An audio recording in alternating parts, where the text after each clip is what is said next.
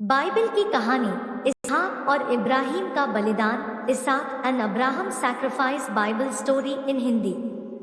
Friends, इस video में हम बाइबल की कहानी इसहाक और इब्राहिम का बलिदान सुनाने जा रहे हैं। इब्राहिम और उसके पुत्र इसहाक की कहानी है। इब्राहिम ईश्वर का अनुयायी और आज्ञापालक था। वह ईश्वर पर विश्वास करता था और उसकी हर आज्ञा का पालन करता था। इस कहानी में ईश्वर इब्राहिम के विश्वास की परीक्षा लेते हैं। क्या वह इस परीक्षा में सफल हो पाता है?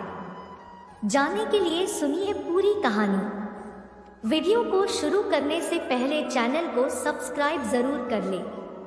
90 वर्ष की आयु में इब्राहिम की पत्नी सारा ने पुत्र को जन्म दिया। उसका नाम इसहाक रखा गया। इसहाक के जन्म के पूर्व इब्राहिम ने मिस्र से आई दासी हागार को उपपत्नी बना लिया था। उससे उसे इस्माइल नामक पुत्र हुआ था। इसहाक के जन्म के बाद सारा ने इब्राहिम से कहा कि वो हागार और उसके पुत्र को घर से निकाल दे। वह नहीं चाहती थी कि एक दासी पुत्र उसके पुत्र के साथ इब्राहिम की विरासत का अधिकारी बने। इब्राहिम इस बात से दुखी था, किंतु उससे ईश्वर ने कहा, इब्राहिम, जैसा सारा ने कहा है वैसा ही करो। हागार और इस्माइल को घर से निकाल दो। तुम्हारा वंश इसहाक के द्वारा बना रहेगा। इस्माइल की भी तुम चिंता मत करो, वह भी तुम्हारा पुत्र है। इसलिए मैं उसके द्वारा भी एक महान राष्ट्र उत्पन्न करूंगा। ईश्वर की आज्ञा मानकर इब्राहिम ने हागार को रोटी और पानी से भरा मशक दिया। फिर इस्माइल को उसकी गोद में डालकर घर से निकाल दिया। अब इब्राहिम सारा और अपने पुत्र इसहाक के साथ रहने लगा। एक दिन ईश्वर ने इब्राहिम की परीक्षा ली। उसने उसका नाम पुकारा, इब्राहिम, इब्राहिम। इब्राहिम ने उत्तर दिया, प्रस्तुत हूँ। ईश्वर ने उससे कहा, इब्राहिम, मेरी आज्ञा है कि तुम अपने परम प्रिय पुत्र को लेकर मोरिया देश जाओ। वहां मैं तुम्हें जो पहाड़ बताऊं उस पर उसे बलि चढ़ा देना। इब्राहिम ने सवेरे उठकर अपने गधे पर जीन बांधी, फिर होमबलि के लिए लकड़ी तैयार की और अपने पुत्र इसहाक को लेकर मोरिया देश की ओर रवाना हो गया। उसके साथ 2 नौकर भी थे। वह 3 दिनों तक चलता रहा। तीसरे दिन वह मोरिया देश पहुंच गया। वहां उसने सिर उठाकर देखा तो उसे मोरिया पहाड़ दिखाई पड़ा। उसने अपने नौकरों से कहा, तुम लोग यहीं रुककर गधे का ध्यान रखो, मैं अपने पुत्र के साथ आगे जा रहा हूं। कुछ देर में आराधना कर वापस लौट आऊंगा। दोनों नौकर वहीं रुक गए। इब्राहिम ने होम बलि की लकड़ी पुत्र इसहाक की पीठ पर लाद दी। हाथ में आग और छुरा लेकर वह इसहाक के साथ आगे बढ़ने लगा। इसहाक समझ गया था कि वे लोग बलि के लिए जा रहे हैं, किंतु वह ये समझ नहीं पा रहा था कि बलि का मेमना कहाँ है।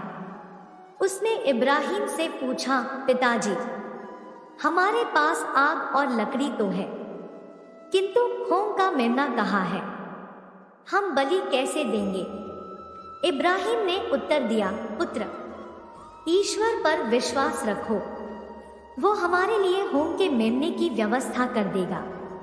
कुछ देर में दोनों ईश्वर द्वारा बताए स्थान पर पहुंच गए। इब्राहिम ने वहां एक वेदी का निर्माण किया और उस पर लकड़ी सजा ली।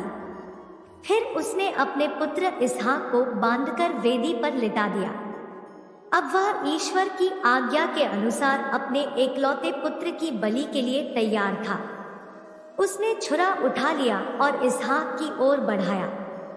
तभी उसे प्रभु के दूत की वाणी सुनाई पड़ी, इब्राहिम, इब्राहिम। इब्राहिम ने उत्तर दिया, प्रस्तुत हूँ। दूत ने कहा, बालक पर हाथ नहीं उठाना, उसे किसी प्रकार की कोई हानि मत पहुंचाना। मैं जान चुका हूं कि तुम ईश्वर पर कितनी श्रद्धा रखते हो।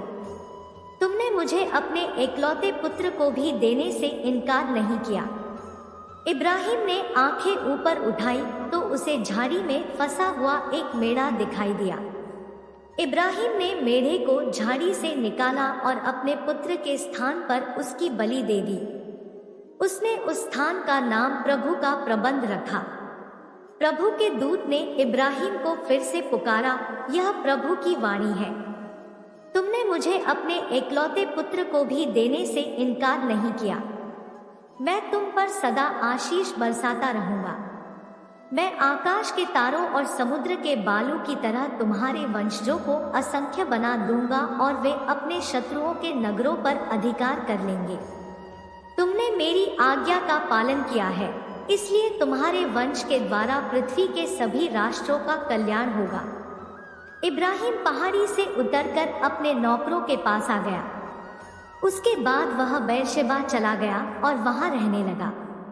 फ्रेंड्स, आपको ये Ishaq and Abraham sacrifice story in Hindi Bible कैसी लगी? आप अपने कमेंट्स के द्वारा हमें अवश्य बताएं। Sacrifice of Abraham story in Hindi